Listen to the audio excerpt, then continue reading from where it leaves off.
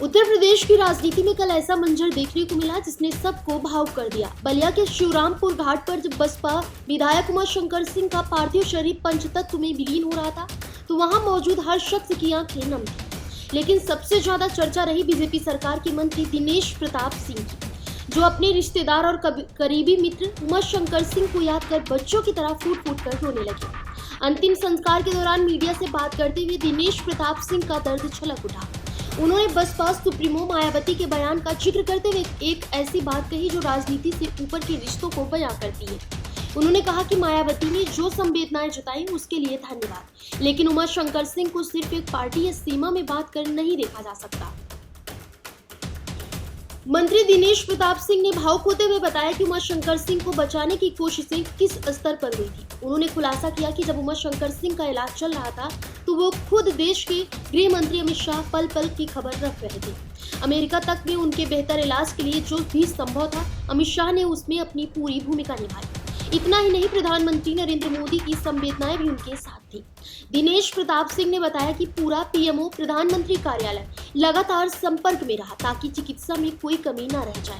यह दिखाता है कि उमाशंकर सिंह के संबंध केवल अपनी पार्टी तक सीमित नहीं थे, बल्कि विपक्षी दलों में भी उनके लिए गहरा सम्मान था।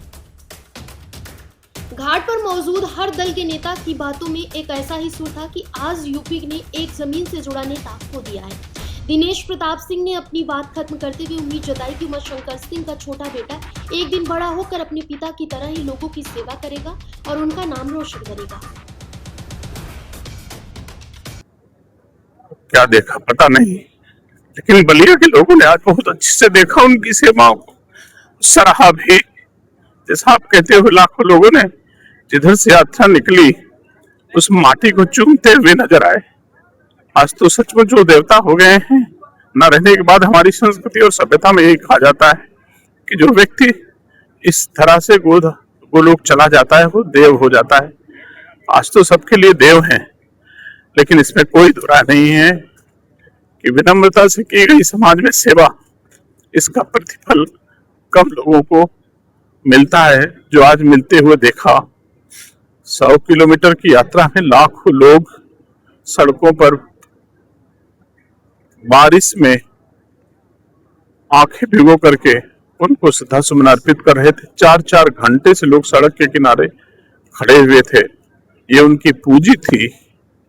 ईश्वर उनको अपने चरणों में स्थान दे और उमाशंकर जी के परिवार को, शुभचिंतकों को इतनी शक्ति दे कि वो इस गम को भुला सकें, सह सकें और उमाशंकर जी के अधूरे सपनों को पूरा कर सकें। एक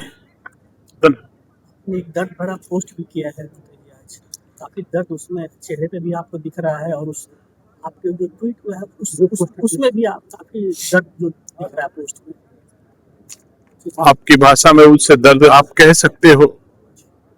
किसी भी व्यक्ति के भाव हम हैं, आप हैं, आपके मन में भी भाव कुछ होंगे, हमारे मन में भी कुछ भाव होंगे। तो जो आज के परिवेश में भाव को व्यक्त करने की परंपरा है उसका हमने शायद अनुपालन किया होगा। मन में जो भाव थे वो समाज तक पहुंचे, हमने उनके प्रति श्रद्धांजलि अर्पित की और बलिया के लाखों लाख लोगों का धन्यवाद दिया और जो उनके प्रति सब लोग इस रूप में कृतज्ञता ज्ञापित करने के लिए उमड़े, इसके लिए मैंने उनको सबके प्रति धन्यवाद दिया और वो लोकवासी उमाशंकर जी को अलविदा कहा। आज उनके बेटे की काफी कम उम्र है और आप गार्जियन के तौर पर आज आप ही हैं, तो कहीं ना कहीं आपकी जिम्मेदारी भी काफी बढ़ गई है। ये कहना अनुचित है। उनका भरा पूरा परिवार है। 105 साल के पिताजी हैं। उमाशंकर जी का सगा छोटा भाई है जो पूरे बलिया के लोगों की सेवा उनके प्रतिबिंब के रूप में करता आया है। उनकी माँ स्वयं सक्षम है, उनका पूरा परिवार सक्षम है और जहां मेरी आवश्यकता होगी हम, और जहां आपकी आवश्यकता होगी आप सब किसी के बेटे के लिए संबल बनते हो। ये हमारी संस्कृति का हिस्सा है और हम सब लोग संबल बन के उनके बच्चों को राह देने का, सुगम बनाने का राह हम लोग काम करेंगे।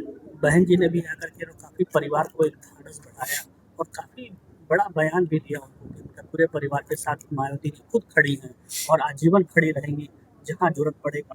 तो जितना उमाशंकर सिंह ने अपनी बहन के लिए किया, आज बहन भी उसी तरह से उनके परिवार के साथ खड़ी है। आप उमाशंकर जी को क्यों किसी एक बहन जी के प्रति में धन्यवाद के भाव हैं, लेकिन आप उमाशंकर जी को उस सीमा में नहीं बांध सकते।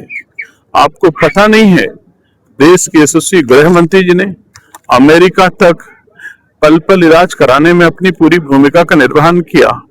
प्रधानमंत्री की भी उनके साथ संवेदनाएं थी, शुभकामनाएं थी। उनका पीएमओ कार्यालय भी लगातार संपर्क में रहा कि कैसे अच्छी चिकित्सा हो सके। उत्तर प्रदेश में राजनीति करने वाले कोई ऐसे दल के लोग नहीं हैं जो आज दुखी ना हो।